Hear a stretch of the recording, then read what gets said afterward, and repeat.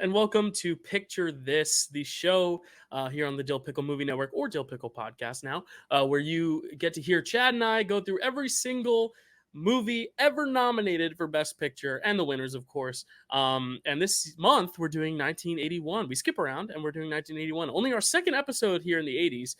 We did last January. We did 1980. So it's been quite a while since we've been back in the 80s. Chad, how are you doing? What's up? I did add your little website down there just so people could see it. What else is going on in your life? How you doing, sir? We might not be done with the 80s coming up. Just to We're staying in the 80s for a little bit of time. Maybe next month's. But yeah, no, I'm excited for this one. I mean, there's an elephant in the room as far as this slate goes. Like it's one movie that everyone knows and kind of loves, and then a bunch of other movies that you may not have heard about, or maybe you have but you haven't seen. Yeah, it's very interesting because, like, when the Oscars happen, they don't really know what the trajectory for these films' legacies is going to be, and we even see that nowadays. Like, who knows if Everything Everywhere All at Once is going to have an enduring legacy or not. I mean, that's probably a bad example considering it already has built such a legacy on its own already. But like smaller movies like that didn't get any wins, like Banshees of Inisherin, Tar, Elvis, some I call them smaller movies, but in terms of wins, like, are those going to carry on with legacies, or is it only going to be the ones that win a lot? In this case, the one that has the biggest legacy probably won some of the least amount of awards that day. Actually, no, it did win the most amount of awards that day, but it didn't win Best Picture, and I think that's pretty notable. So I take back what I said. It won 5 Oscars still, but the elephant in the room being Indiana Jones, Mr. Indy himself. The slate of 5, though, that we're covering all the Best Picture nominees in 1981, being Atlantic City, Chariots of Fire, On Golden Pond, Raiders of the Lost Ark, and Reds. And as Chad alluded to, there's like one big, enormous elephant being Indy, and then all the other films have, they all have their own legacies, but some of them are not as, none of them spanned big sequels, or franchises. We're not getting a Chariots of Fire 5 in theaters next week. That's just not happening. Right. But Chad, any other thoughts on the slate as a whole before we dive into the specifics? And I don't know what that would look like. A Chariots of Fire 5. I guess you just go through every Olympics more and keep running. going and going and going. I guess you could make like 80 sequels technically, but then it would get boring to a point.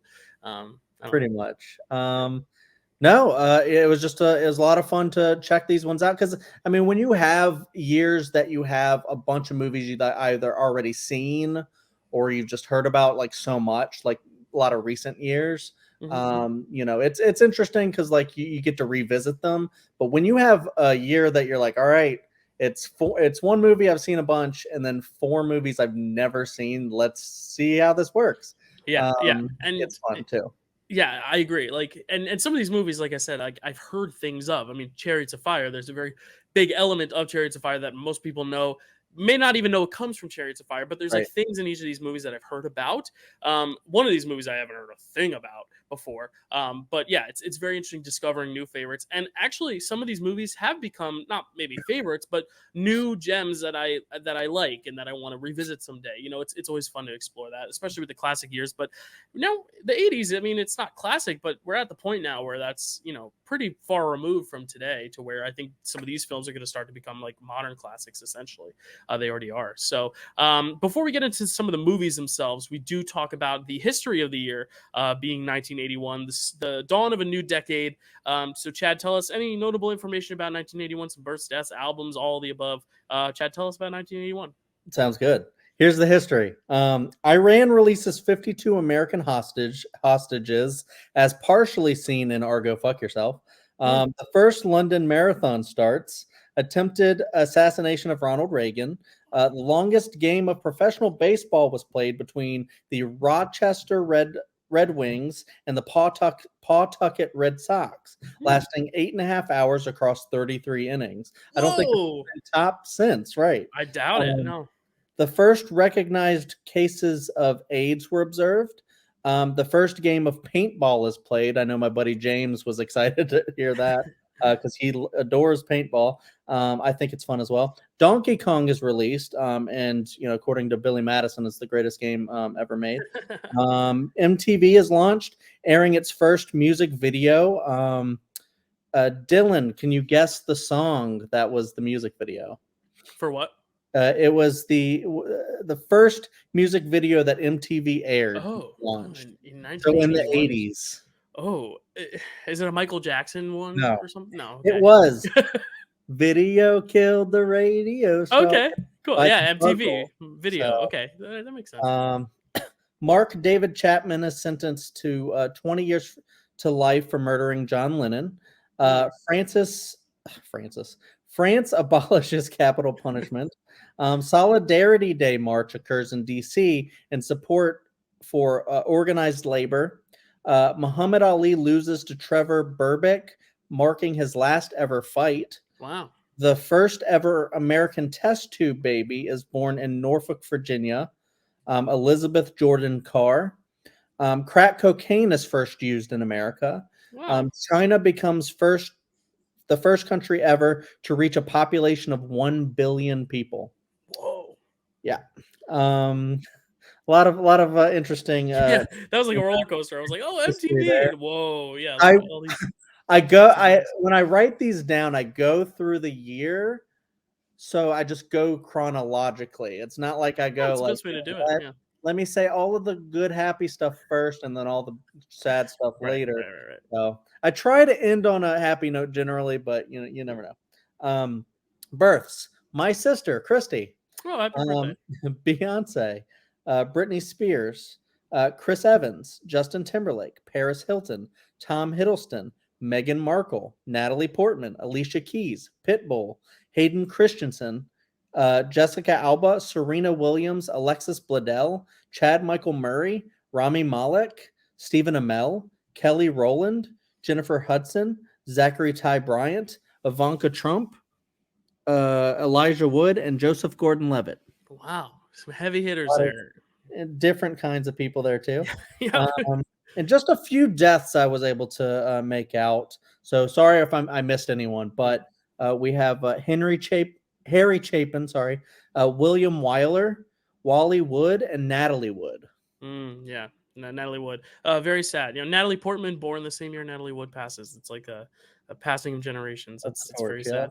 And any albums to end on a later note? Yeah, and I don't have any to display. I should have this first one, but I couldn't find it, or I don't have it. Moving Pictures by Rush. Computer Welts, aka Computer World by Kraftwerk. Discipline by King Crimson. Juju by Susie and the Banshees. I probably didn't pronounce that right. My Life in the Bush of Ghosts by Brian Eno and David Byrne. Time by Electric Light Orchestra. Faith by The Cure. Dare by the Human League. Damaged by Black Flag. And Deceit by This Heat. Nice. So that was the history, all the other stuff of 1981. Now we're going to get into some of the movies themselves. But of course, before the Oscar nominees are announced, or after the Oscar nominees are announced, we look at all the films that did not make the cut, the ones that were left on the cutting room floor. I have a smaller list this time, just because 80s cinema, for some reason, like I'm big in 70s and 90s cinema. For some reason, 80s has a lot of blind spots for me, but I do have a fairly decent list. But Chad, why don't you rattle off some of the other notable films of 1981 first, since you always have a much more comprehensive list. I just kind of jot down a few, but what's your list of 1981 films worth? Yeah, I just rattled them off. So I'll do this here, and I have one that I said Best Picture worthy.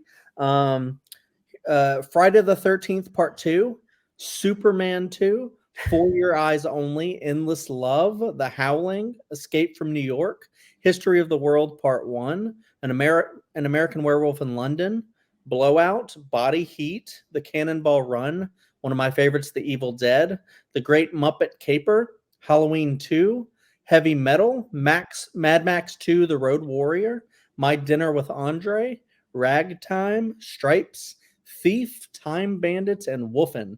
And the Best Picture worthy, The Fox and the Hound. I was going to say, because before we went on air, I have some of the similar ones there, but you were like, I have one Best Picture worthy. And I was like, I have three. And it was surprising because one of my three was The Evil Dead. And I know you're such a big fan. And I was like, why doesn't Chad put it in his list? But I get it. It's like, it would only get better with the second one. And it's, maybe not what you think of when you think of like Best Picture, but it's still a great movie. I have The Fox and the Hound, Evil Dead, and then I have Escape from New York, one of my favorite Carpenters, in my list is of worthy as well. But yeah, you pretty much brought up all the notable films there. Well, a lot of sequels. Yeah, I will say I haven't seen Escape from New York. It's a big blind spot. I want to go through all the Carpenters because he's one of my favorite filmmakers. I love Halloween, The Thing, all that stuff. See, I'm sure I'll love it when I see it. But The Evil Dead, I don't know. I don't know why I didn't think of it for like Best Picture. I think maybe it's that same kind of that the Academy kind of gets to, I've kind of been brainwashed somewhere where I go like, that's not really a Best Picture. And then it's like, when you say like, The Evil Dead is like one of the greatest horror films ever made. And just the way they made it, is just so kind of revolutionary that it's like, why not? So and in my brain, I'm also like, if I were to watch these 5 movies again, I would rather watch Evil Dead than like 3 of them. You know what I mean? So that's kind of also where I'm coming at too. But Fox and the Hound, definitely, like, that is one of my favorite Disney movies. It is such a tearjerker. It makes me cry more than any other film on this list, including the nominees. Speaking of the nominees, though, obviously the 5 that get nominated. Some history for the Oscars themselves. There really isn't a ton about the actual Oscars ceremony that is too notable. Johnny Carson hosted. It was held on March 29th, 1982 at the Dorothy Chandler Pavilion. Really not much else. The only big notable things is that this is one of the only times where both Best Actor and Best Actress recipients were both not in attendance. Katharine Hepburn famously never went to an Oscars that she won because she had a lot of anxiety about the whole competitive nature of it and just kind of didn't really see the need to go to the awards. It was all about the craft and actual filmmaking more so about than the competition of it. She just loved making movies and that was it. And then Henry Fonda didn't show up because obviously he was very old and sick at the time. He was sick when On Golden Pond was filming, but also especially later when it won the Oscar, that was 5 months before his death. So he was very ill at home, and his daughter, who was also in the movie, Jane Fonda, accepted the award on his behalf. But Katharine Hepburn would later appear at the Oscars, like a few years later, for an honorary Oscar to kind of like make an appearance and kind of apologize for not going to any of the other Oscars. But, old people, I get it, you have your own lives. Sometimes it's not worth the trip all the way in. I mean, Anthony Hopkins was asleep when he won his award a few years ago. So it happens. The most notable thing, though, about this Oscars is that a new category was introduced, and that is the Best Makeup category. There were only 2 nominees for Best Makeup. It was Heart Beeps and the winner, An American Werewolf in London. So the category was kind of created, I guess, for American Werewolf in London. That is some revolutionary makeup. So yes, I'm very glad. But I would have liked them to throw in Evil Dead there as well for makeup. But I get it. Absolutely agree. Yes. But it's really cool that American Werewolf in London got that first award and is kind of like doctoring in that category because I love that category. There's so many great uses of makeup in films, and that's kind of where we see a lot of films that aren't like Best Picture caliber films get nominated in that category. Like Suicide Squad, bad movie, but it won Best Makeup, and then like the Jackass Bad Grandpa movie was nominated for Best Makeup. Like you get such a plethora of movies that you wouldn't ever see elsewhere in the Oscars up for that category because that is in itself a great craft. So cool that the makeup branch was introduced. As for the films that were nominated going into Oscar night, the favorite here was probably Chariots of Fire. At the Golden Globes, actually, Chariots of Fire, because it was technically a British production, and Atlantic City, because it was technically a Canadian production, were both actually up for Best International Film, which is very interesting. Atlantic City and Chariots of Fire were considered international, and Chariots of Fire won. On Golden Pond won the Globe for drama. Reds was nominated. Raiders of the Lost Ark not even nominated for Golden Globe. And then for the BAFTA, there were even more snubs. On Golden Pond was nominated the next year because of release dates and how that worked out. But Reds wasn't even nominated for the BAFTA. But Raiders and Atlantic City were, and Chariots of Fire won the BAFTA. So Chariots of Fire, after winning the BAFTA, winning the Globe, was kind of the favorite going into Oscar night, and it did win. But on a new chart, a new segment we do on the show now, the next one in, we're looking at the next few movies that just missed the cut in terms of precursors. We have Arthur, which won the Golden Globe for comedy and musical. It got a lot of acting nominations. It got a screenplay nomination. The French Lieutenant's Woman, a film I've never heard of, but it did get a drama nomination at the Golden Globes. It got a BAFTA nomination, and it got a screenplay nomination. So that was probably number 6 or 7. Ragtime, a very amazing musical that was adapted to a film, got a Golden Globe drama nomination. a screenplay nomination. It got 8 Oscar nominations total. So the fact that it got 8 Oscar nominations but not Best Picture nomination is a bit surprising.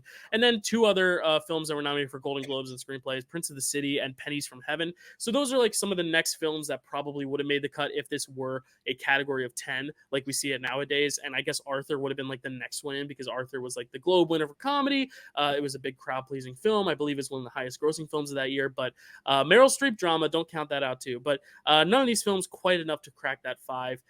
Any of those films ring a bell to you, or inspire any conversation as to they should have been in over the other films nominated?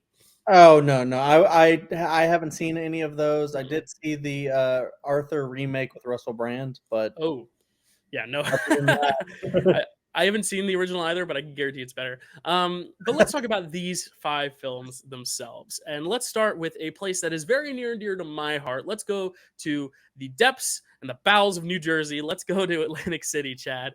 Tell us about Atlantic City. sounds good. Atlantic City, directed by Louis Malley, written by John Guari, cinematography by Richard Skipka. They're not doing me any favors All here. these Canadian names. Music by Michelle Legrand, starring Burt Lancaster, Susan Sarandon, Kate Reed, Michelle Piccoli, Hollis McLaren, Robert Joy, Al Waxman, Robert Goulet, and Moses Namer. Synopsis: an aged gangster falls in love with an aspiring casino dealer. There you go.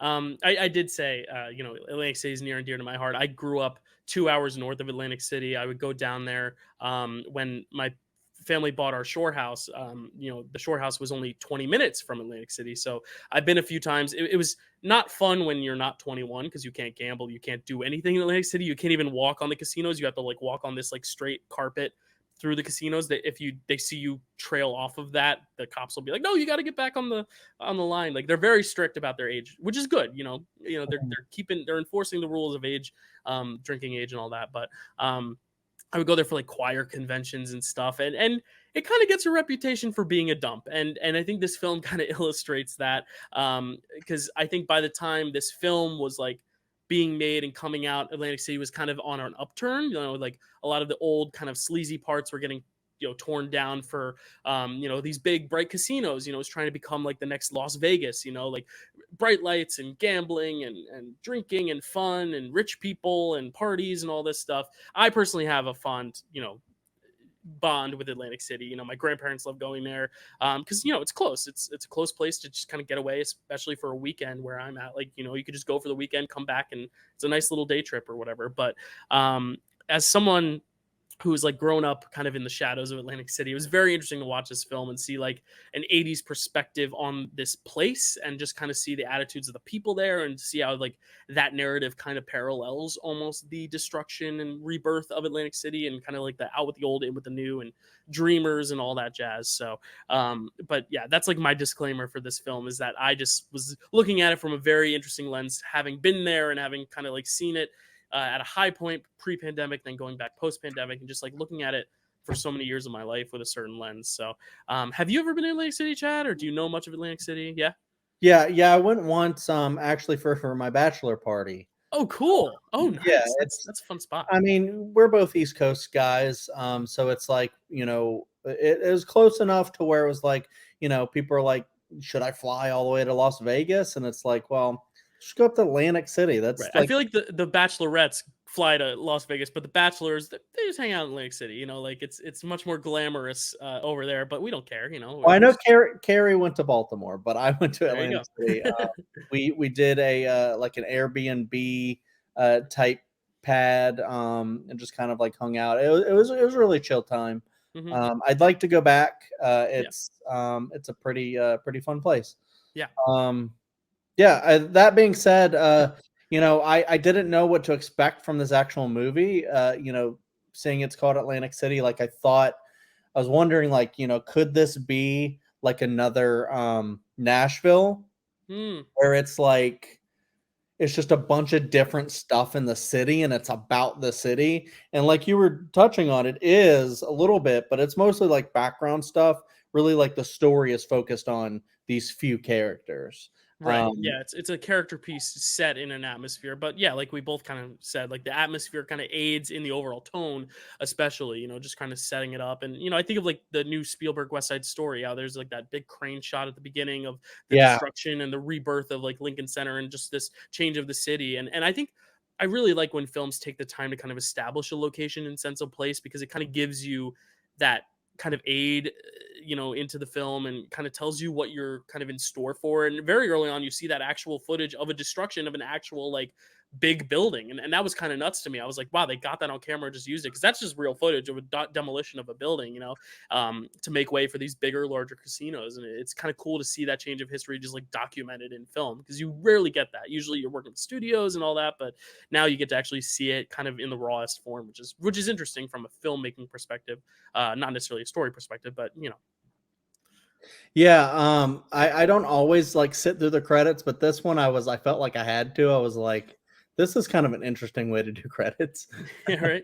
Um, but yeah, I thought maybe it could be like a Nashville thing, but I like how it like centered on the characters. But like it was weird because like going through this, I like the first, I don't know, 45 minutes of it or something like that. I was like, where is this going? Because it wasn't even like, because Susan Sarandon's a big name, or at least she was later on. But Mhm. like, I'm like, she's kind of like top in the credits. So is Burt Lancaster. So I'm like, it's barely even showing anything about Susan Sarandon. And Right. it's about, this older guy and this like guy that's trying to sell drugs. Right, yeah, it's like more so about her. Is it her brother? No, it's her No, it's her estranged ex. husband. Yeah, her Yeah. sister is the one who's with the brother. Yeah, so the brother goes off with her Susan Sarandon's sister. Her husband goes off with her sister. Sister gets pregnant. They kind of come back to like ask for help, basically, because she gets pregnant. And then he stumbles upon cocaine or some drug and wants to like sell it and make a deal with it. And then he gets killed. But that all happens, like you said, like for a big chunk of time, to where you're like, are we following this character? And then he dies, and it's like immediate 180 to now Susan Sarandon and Burt Lancaster. And that's like an interesting pivot, but it's also like a little jarring at first, because if you don't know that the film is about like this kind of old meets young, kind of different views and almost romance, you're like, essentially a main character is gone, and that's kind of jarring, and not necessarily in a satisfying way either, not like a surprising like, whoa, that was so interesting. It's more just like, what? Yeah, it definitely takes you for it takes a sec to kind of process it, but then I think it gets a little bit more interesting, because I kind of do like the dynamic between the two. I do like how it's kind of mirroring the change of atmosphere, how it's kind of like this kind of holding on to a bygone era versus someone who's trying to make it in the world and rise, and kind of the fall meets the rise. And you see how he kind of spirals in a bad way, by kind of relishing in the bygone age. He never really got to kill anyone as a gangster. So when he finally makes his first kill, he's giddy about it. He's like, I just killed someone. I got a gun. I got a gun. I got a gun. And it's like this weird dichotomy, because she's like, no, I don't want to get caught. I want to live my life. I have so many dreams I want to achieve. And it kind of shows how, when you're at so many different phases of life, what you value and what is so different. It kind of brings me back to a film back here, The Graduate. Not as good as The Graduate by any means, but it's kind of a similar idea of like, these all different perspectives, when put together, you start to realize just how far apart they are in their goals and ambitions, and how different they are despite finding connection with each other, which I think is an interesting premise more than it is interesting in execution, if that makes sense.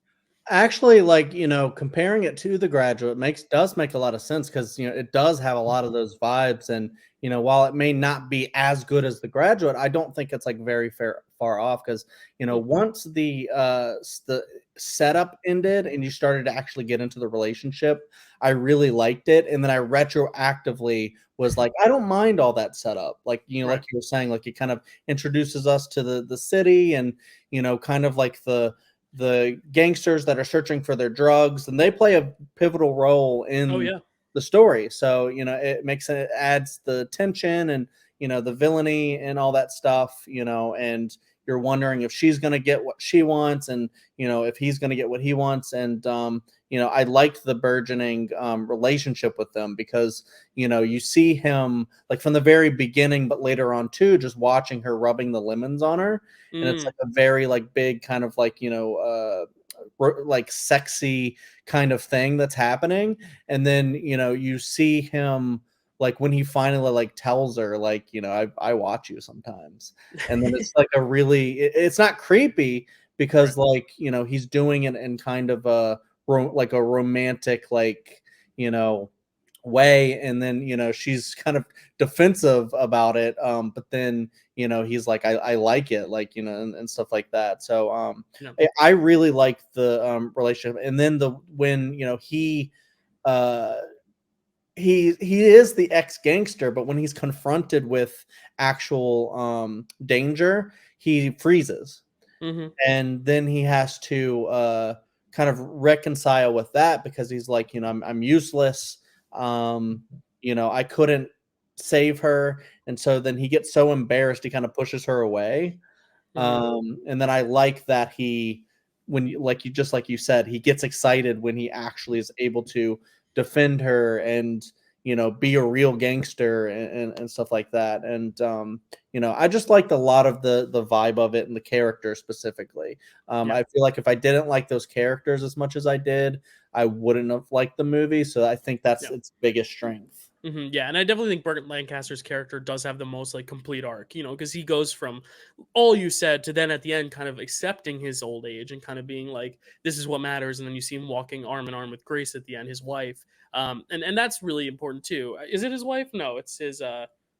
Is it his wife? Is Grace I his thought wife? it was his wife, yeah. Yeah. Okay. So he's just he's a player, but um yeah, but like walking off kind of into the sunset, and like normally in like an old classic Hollywood film, that would be like this gorgeous scenery and all, but it's Atlantic City, you know, there's still a little grime to it, you know, and I like that. I like that kind of painting of atmosphere again, but kind of showing this full completed arc to where he is kind of like accepting his mortality in a way and his old age, but not necessarily dwelling on it either. Just kind of being like, that's a chapter, and now I can move on. And she gets to go live her life too. Susan Yeah. Sarandon's character, I do think though it is, you know, he gets the most complete hers kind of just picks up in the middle, like you said, but then kind of like tails off at the end. But it's all about him, and I think his performance is so good too, because he's Yeah. really showing so much range in this role. And we see this with a lot of films in this slate. You know, these actors kind of past their prime almost. I mean, this is their prime in terms of quality, but you know, past their prime of popularity, kind of taking on these roles in this like later phase of their career. You know, we're seeing it now with actors like Al Pacino and Robert De Niro. You know, like what their work looks like now that they're older and like on the brink of retirement and old age. You know, to see Burt Lancaster now, this movie star, playing this older kind of more jaded individual is really interesting. We'll talk more about that with On Golden Pond, because I think a similar thing there too. But Mhm. um, yeah, really interesting film. You know, I'm not in love with it yet. I like a lot of the vibes of it. I didn't love the story as much as you did, but I do think it's it's a solid movie. It's a solid film. Best picture worthy, I'm not sure, but it's it's a very solid film. Well made, well scored. I think the music's really good, builds the tone well, and it's Canadian, which I thought was interesting, because it's like such an American story in a sense, because it's Atlantic City, it's New Jersey, it's gangsters, but Huh. it's Canadians making a movie, so they did a good job. Yeah, yeah, and like you said, I like how they, you know, it's kind of just a fling to kind of like change him, Mhm. um, you know, but I think she also, you know, I don't know. I guess she didn't really get like that much of an arc out of it, but you know, I like that he still, like, because she has a lot more change to go. Mhm. She has to, you know, maybe they could have done Atlantic City too. Uh, Right? Hey, there's still time. She's still alive. She's still kicking. So, Susan exactly. Sarandon, Oh my Chad's gonna be your god. agent. He's gonna give Maybe I'll her write some movie this. deal. Atlantic City too. She finally gets to become a dealer. That's the whole That's funny. movie. Yeah.